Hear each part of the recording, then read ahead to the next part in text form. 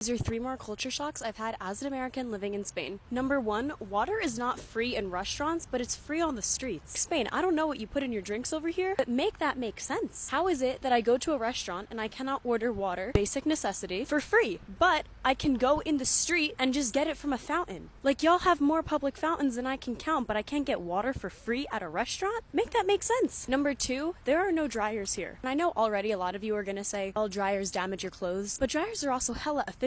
You could argue a washer is bad for the clothes and you should do it by hand. You're already letting it air dry, let's just go back to colonial times. Again, make it make sense. And last but not least, and this is actually the better culture shock that I've had since coming out here, which just makes it so much easier. Tipping is optional here. Whenever I go out to a restaurant in the US, I always have to do the mental math of how good were they, how much should I tip, what kind of restaurant is this, do I have to tip nice? And it's seen as cheap if you do anything less than 20%, but if the service was crap, the waiter didn't come over at all, or when they did come over, they just acted like they hated their life, why would I want to pay 20% for that? And before you all try to educate me, yes, I know you don't have to tip because they get paid fair wages, but just the fact that I don't have to tip them takes an extra step out of the process and just makes it easier. And I'm all about the convenience. So that's something fun to keep in mind if you're thinking of visiting Spain, and if you're a Spanish person watching, please explain yourself for points 1 and 2.